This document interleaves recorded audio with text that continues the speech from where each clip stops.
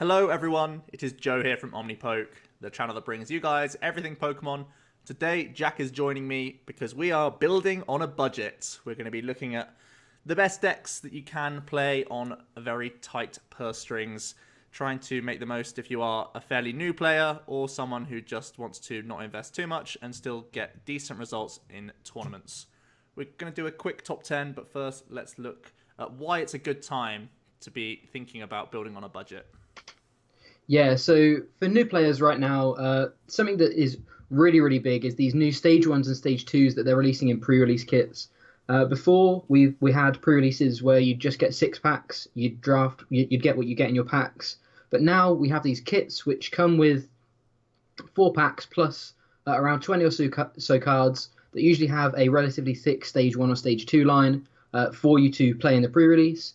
Now this is all well and good, but especially during at least the Ultra Prism and some of the past pre-release kits, they've actually been really good cards to play. So they've had things like Magnezone, things like Garchomp, things like Lucario, some of the promos. All of these are actually fairly good cards that normally may be a little bit harder to get. So the fact that you can just go to pre-releases as one of your early tournaments to not only have a feel of what playing in a tournament would be like, sort of sitting across from your opponent in a tournament setting, you're also going to be able to get a few more cards than you maybe would have in the earlier pre-releases. These little kits also come with a lot of good trainers to start you off, a lot of search cards, a lot of supporter cards. They're not always going to be the best ones, but they're going to be a good sort of foundation for you to build on, and is going to sort of lump a lot of things into one package that you wouldn't maybe normally get. Cynthia is another really good card that's come out of Ultra Prism, the latest set, that sort of takes the pressure a little bit off of Tapu Lele. Obviously, Lele is still a really good card, and is probably the card that a lot of people will be chasing, and you should still keep your eye on for good deals. But Cynthia, having an extra draw supporter in the format means that we can have higher supporter counts and therefore maybe reduce our Lele counts in these budget decks. Things like N, Cynthia, and Sycamore, having high counts of all three of these, plus things like the new card Palpad, means that you have a lot of access to a lot of supporters without Tapu Lele as well, which is another really good sort of thing for newer players who maybe don't want to invest into a playset of Lele in case they're not sort of going to carry on playing the game. Glaceon GX is also a new card from Ultra Prism that may, as time goes on, reduce the amount of Tapu Lele in decks. Glaceon is a pretty good counter to Tapu Lele. It's a turn one. It's a card that can come into play on turn one that basically negates the use of Tapu Lele. So if this card does see a lot of popularity, Lele is more likely to see less play in general. Right now, it's not seeing too much play around 3 or 4 weeks after Ultra Prism's release, but it's still being tested. It's still being tinkered around with. It's not a complete write-off. It's just people are still playing with the list. So it's another reason that maybe Lele shouldn't always be a priority buy for you just coming into the game, because it's kind of a really weird time for Lele right now. Lele still sees a lot of play, but it could be it's going up and down a lot. And then finally, rotation is actually not too far away. We're halfway through the season. Rotation will be on September the 1st, providing we go via the same system we have the past few years. And a lot of cards rotate this year. We're going to be looking at some of the staples that rotate on the next slide. But it means that you can kind of invest in some of the post-rotation cards and play some of the newer decks and not have too many of your cards rotate at the end of the year, which is a really important thing. Rotation is both good and bad for the new players. If they've invested a lot of time and a lot of money into building these old decks to see them all go, it can be quite demotivating. But at the same time, you can pick and choose the decks you want to invest in the newer decks and still have a solid familiarity with the decks you've been playing before rotation, as soon as rotation hits. So yeah, rotation being not too far away is actually still a really good thing for new players, provided you're smart with what cards you pick up. Yeah, and that's something we're going to let you know throughout the video, which decks pretty much won't lose anything from rotation and which decks may lose a thing or two here and there. So it's something to keep an eye on throughout the video when you're making your own choice for what deck to play. Looking at some of these staples, it's always a good thing in the Pokemon trading card game that in most decks, there's a bunch of cards that you literally can't live without. So there will always be a shell of pretty much any deck that you're playing that will be playing a bunch of the same cards, which means if you're going to buy any deck of Pokemon, you'll then have, 20 or so cards that you can exchange between any deck. So On this slide, you'll be seeing some of these cards that you'll see pop up in multiple decks. Cards like Professor Sycamore, N, Cynthia, Bridget. These are all supporters that are interchangeable with almost every deck in the format. Guzma as well, Ultra Ball. These are all cards that you'll see throughout, and there are other important cards as well that you can pick up. Even if it's not for your deck specifically, it could be really useful for you to pick up regardless, just because these are cards that are so playable that they'll get use at some point for you. So looking at this slide, these are cards that you want to keep an eye out, especially if they are in your list. You'll definitely want to pick them up. But in general, these are good cards to keep an eye out for and think about investing in if you are going to start playing this game. Yeah, definitely. So finally, the last thing we want to talk about before the top 10 is how we've sort of made this top 10. We've based it on 4 different things. We've based it on playability. So how well will the deck treat you in a competitive environment? Is it can it stand its own, or is it just going to not do very well? We've picked decks that we consider are at least somewhat playable. We're not going to just give you lists that aren't playable. We want you to also have fun doing well at tournaments as well as playing on the cheap. Price, how affordable is the deck? We've also not picked decks that are playing 4 Zoroark and 4 Lele, because that's not realistic for a budget deck. Rotation, as we've said, how much of the deck rotates in September? There is a scaling of that. There are some decks that are significantly high on the list that will rotate in September, but there also are decks that people do seem to think are good, but we may not be an ideal investment just because rotation is coming up.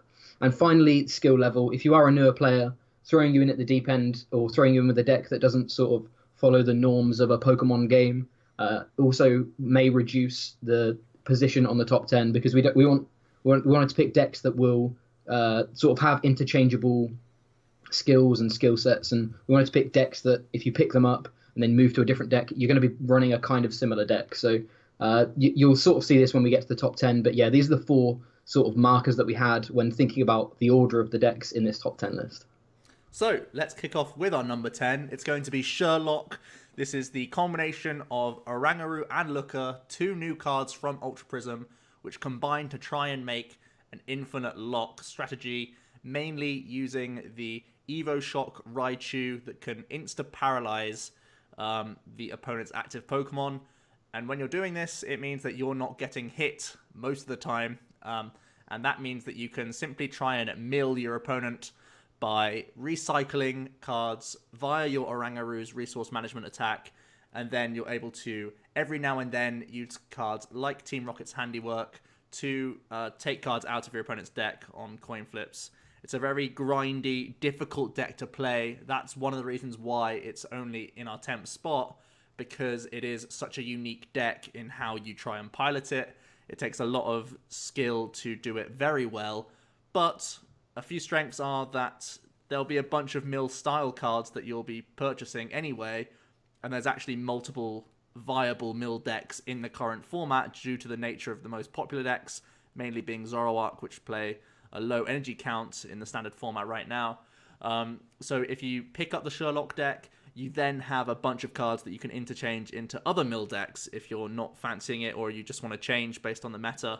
And in general, because your main attacker is an uncommon and you just need to get a couple of Raichus as well, is probably your most expensive card at about €1 or so each on card market. It's really easy to fill this deck up and get 60 cards. So it's a pretty cheap deck to get, definitely, but it will take some time to get used to because it is so unique in the nature of how it plays. Yeah. Similarly, with number 9, we've got HOOPA Walls, another mill deck. Again, these mill decks are kind of all in the same spot at the moment. They all have a very good matchup against some of the stronger decks in the format, but against some of the weaker decks, or some of the other decks, they're a little bit weaker. Again, this is a mill style deck. It's slightly different to Sherlock. This one actually can attack. This one actually can do a few really weird things. It's still a pretty difficult deck to pilot to a super high skill level. But that being said, I think it's probably still a relatively okay deck to start with. It does have auto wins like these mill decks do. They just end up having very, very good matchups against certain decks. namely the Zoroark variants, as Joe mentioned. And again, you can adapt it to other mill decks. All three of the mill decks that we're going to talk about today actually have a pretty similar shell when you look at them, especially the next one and this one and the next. They have a very, very similar shell. So you do have some flexibility sort of built in with that. However, there are a lot of niche cards to these mill decks. This is kind of what an umbrella sort of conversation about all three of the mill decks. They are pretty niche. They do run some pretty niche cards that you wouldn't put in any other deck. They're very meta dependent. There are going to be tournaments where you will have a lot of these free wins, but there are going to be tournaments where you don't see any of the matchups you want, and maybe you don't have as much success. And it doesn't always teach the most about the game. It teaches a lot of interesting and important skills, but in general, this isn't how a normal game of Pokemon will play out, playing one of these mill decks. And it may be harder to adapt your playstyle from going from one of these mill decks to one of the other decks that we're talking about later on. So it can sometimes not encompass all of the skills that a normal game of Pokemon would play. Not to say that it's not easy or hard to play these decks. It's just this is a very different play style. So in general, whilst these decks are usually pretty cheap, they run very low Lele counts, things like that. They don't always teach the most about the game, and in general, they can be if you're not coming from maybe a different different TCG background, they can be quite sort of a jump into the deep end for these styles of decks, at least. On to the last of the mill decks. We threw them all towards the bottom, and that's for the similar reason Jack just mentioned. It's something you have to get your head around as a player to figure out how to play these optimally. I feel like SYLVEON may be the best of the three on its own power level in general, be it budget or not, but it also gives you a lot of control because you're searching the deck via Magical Ribbon. You're choosing the exact cards you want to do to try and affect your opponent's board. So this is the one that I think will be the most skill testing, but also the most rewarding to play, and probably the most fun to play as well, because you get to interact with your own deck more than the other two by a long shot. This again doesn't need Tapu Lele. It's probably worse with Lele. And you can have some of these interchangeable cards with other mill stuff if you want to, but in general, it follows the same principle as the other mill cards. We've pretty much beaten it to death now, but you're buying cards just for the sake of mill strategy alone, and these are not interchangeable, and that's something that you have to be aware of. But I think Quad SYLVEON may be the best and probably most fun way of playing mill if you want to build on a budget. Yeah.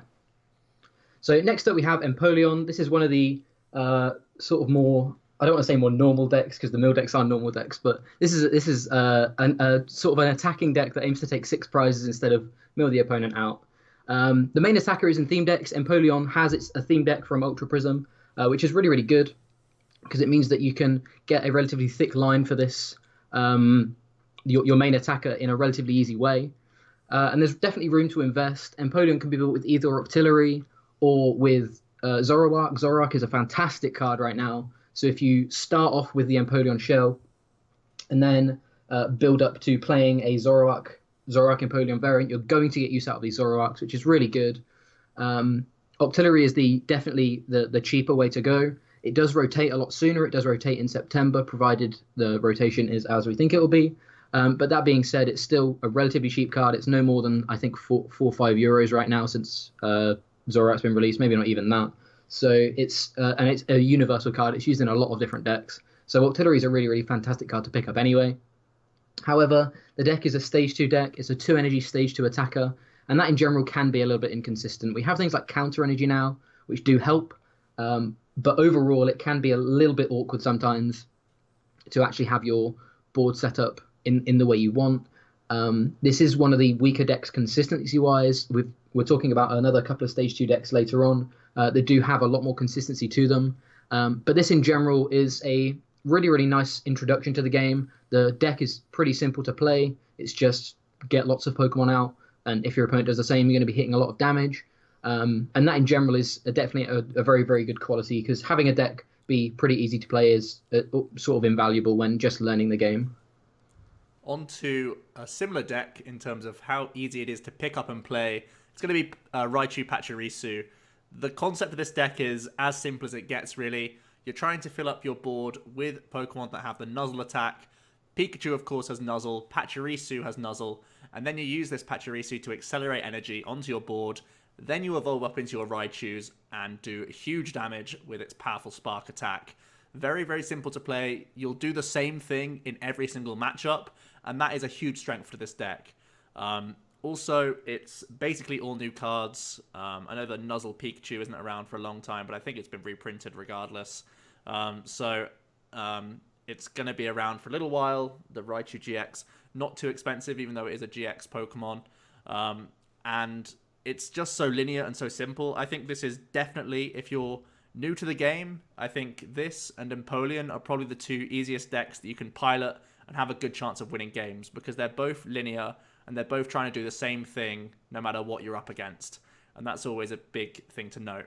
One downside is you would be a little bit better with one or two Tapu Leles so that you can get Bridget consistently, because it is important to how much you accelerate your energy.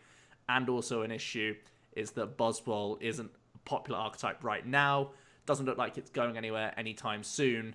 And that's also a big problem for this deck, because you have weakness to that card. And it's just a really hard matchup for you. And it'll be around in tournaments and will be quite popular. So it might be a little bit of a struggle for you to do very well at tournaments off the bat. But I think in terms of getting to know the game, this could be a great way to get involved. So yeah, next up we have Volcanion. Volcanion is a deck that's pretty much seen play since its release, and it's always been a super popular archetype. And it still is relatively popular with newer players, because again, it's a pretty linear kind of strategy. It's got a little bit more complex with the inclusion of Turtonator and Ho-Oh. But in general, the idea is to set up some strong fire Pokemon with Volcanion, the baby Volcanion with Power Heater, and then take one-hit knockouts with Steam Up, plus these strong fire Pokemon you've built up. That's kind of the strategy. The whole deck can be played almost all through buying promos. Volcanion EX is a tin promo. The baby Volk is a league promo. Ho-Oh is a tin promo. Turtonator is not, but it's a super cheap card, and you only ever run 1 to 2 anyway. It's a powerful deck. It can just do huge numbers, and it's a deck that kind of easily can be molded into another very popular archetype right now, Ho-Oh Kiawe. Ho-Oh Kiawe does require a high count of Tapu Lele, but you kind of have everything else for the deck already built with Volcanion. You maybe need to pick up a couple more Kiawe than you'd usually run. But other than that, the decks are pretty similar card for card wise. They just focus on a different main attacker. That being said, that also overcomes one of the weaknesses. Rotation, Volk and Volk EX will be rotating, we believe, meaning that we've only got Ho-Oh anymore.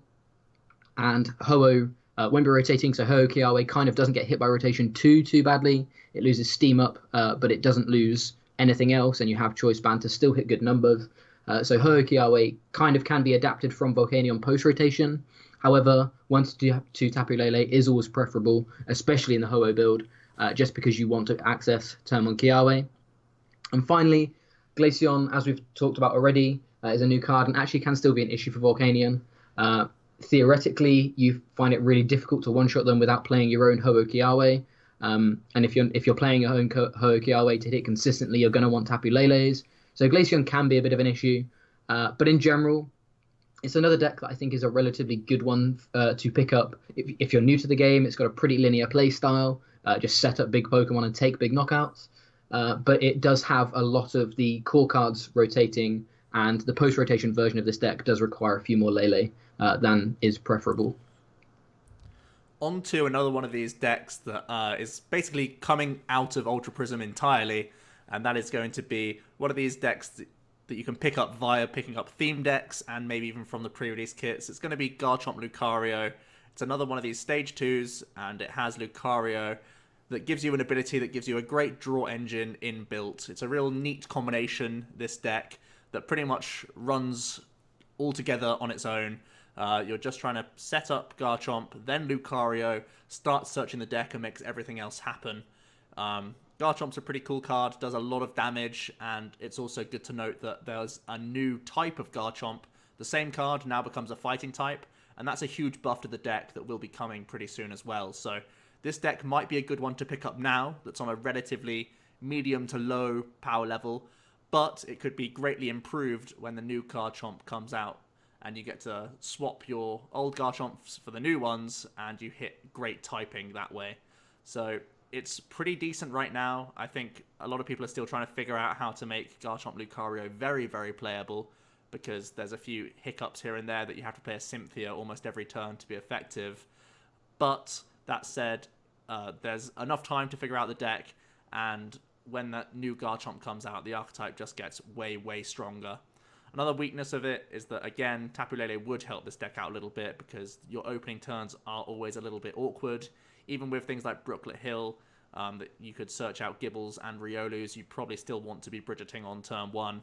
And again, an issue is that the Lucario is the thing that makes this deck tick, and Lucario's ability is the reason why that works, and that can be turned off by the likes of Garbotoxin, which is still going to be very popular as long as things like the Metal Archetypes and Zoroark see play. So you do get caught up in a few awkward matchups because there's Garbodor around, there's Parallel City, there's a few things here and there that this deck does struggle against. But if you can get this powerful Stage 2 set up, it's going to be a powerful one that can take games against a lot of things. We saw in recent results, it's in and around. There's a top 64 placement. There's some cut placements as well for the deck. So people are trying to make it work. And as I said, when the new Garchomp comes out, this gets way, way more powerful. So it's definitely one to keep your eye on. And if you're going to invest early, it could pay off in a few months' time.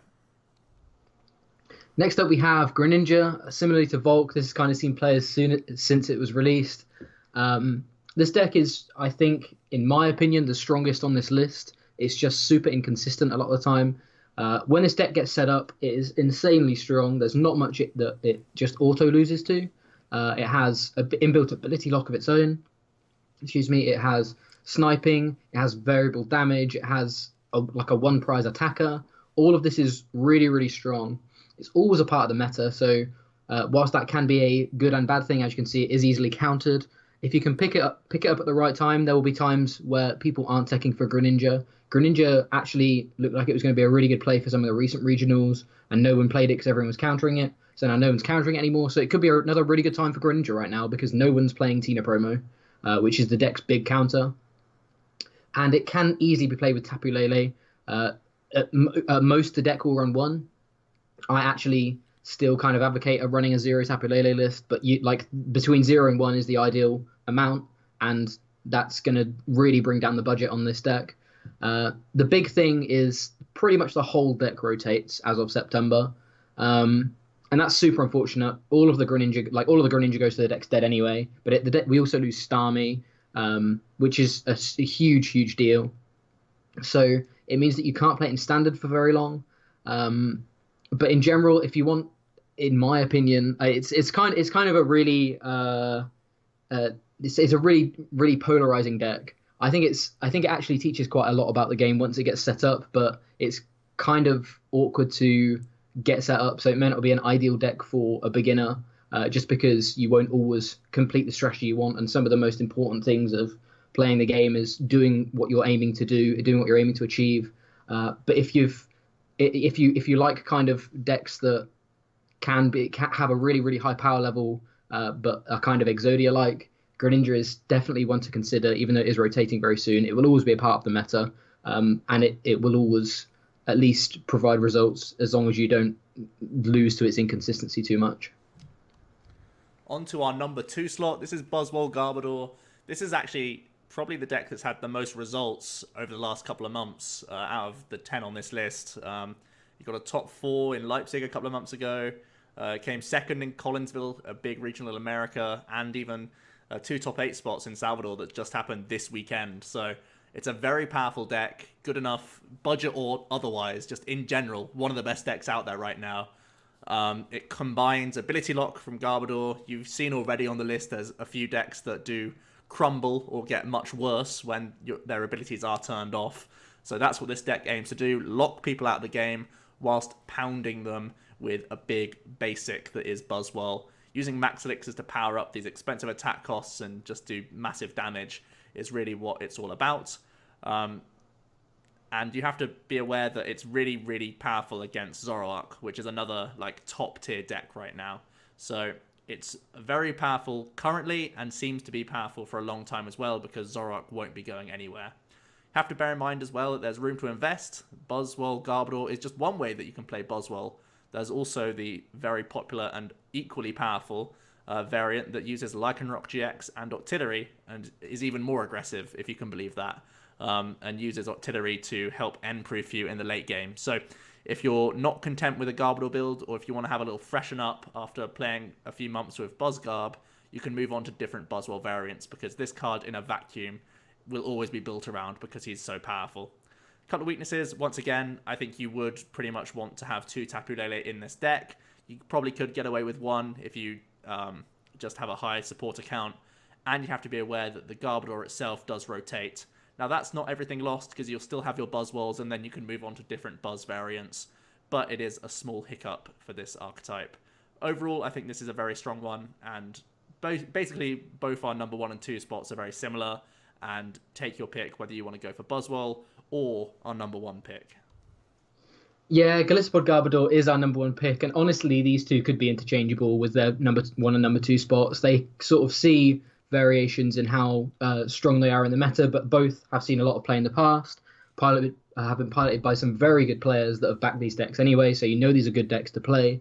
So yeah, they're very, very similar, as Joe says. Promos, strengths is promo, like the promos. GOLISOPOD is a box promo. The box is kind of awkward, but it does mean there's more GOLISOPODs in circulation in general. Plus, Burning Shadows is a pretty popular set just for Gardevoir EX when that was good. So there's a lot of GOLISOPODs in circulation anyway. So the main attacker isn't too expensive. It's a strong place in the format right now. We've just had a set release. We're 2 or 3 weeks in, and that's kind of one of the best times for Garbodor. GOLISOPOD is naturally a really strong card. We've seen it paired with other cards like Zoroark. Again, that's another big area. There's room to invest here. GOLISOPOD is one half of the infamous Zoropod deck, and while Zoroarks are pretty expensive to a no player, Zoroarks will always treat you well. They will always be built around similar to BuzzWole, and you have the other half of this deck already if you do invest into Goligab. So yeah, the deck has a pretty high power level. It actually really does well against some of these Zoroark variants as well, as you do have this ability lock. As we have said, though, and the weaknesses are very similar to BuzzGarb. 1 to 2 Tapu Lele is preferable. I'd say so a little bit more in this deck, just because this deck is slightly less consistent as it's 2 stage 1s rather than a basic and a stage 1. So Tapu Lele is slightly more reliant in this deck. And again, Garbodor is rotating. But as we've said, there is room to invest in this deck. And because of that, investing in just the Garbodor holos, you won't lose too much money because you still have value from the GOLISOPODs. I think both of these decks are super solid right now. I'd happily take any of these two to a tournament. And whilst Garbotoxin is kind of not teaching you a lot about the game, they are, in general, decks that teach you a lot about the game. They teach you about conserving your resources. They teach you about denying prizes, things like this. They teach you about moving to the bench and reducing damage, all of these kind of things that will be useful in other builds of other decks as well. So they teach you a lot about the game at the same time. So yeah, whilst BuzzWole Garb is second and Goligab is first, both of these decks are super good right now. So that is going to be our top 10. I hope this gave you some inspiration. Maybe if you were considering coming into the game, maybe this gives you some direction into what to start looking for. There are a handful of these decks that we've talked about already profiled on our channel, so you can definitely look further into some of these lists and see how we think they should be played, or at least give you a direction for building your own list and maybe cater towards your own budget. Do be aware that the game is ever evolving and the format will be changing, so keeping your ear to the ground and making sure new cards coming out are something you should be looking at, because maybe if you're not thinking about getting into the game straight away, maybe again when the new set comes out there'll be a big switch up and there'll be some new things you can keep an eye out for and invest in. So let us know if you like this video, guys. Put your comments down below. And Jack, do you have anything else to add?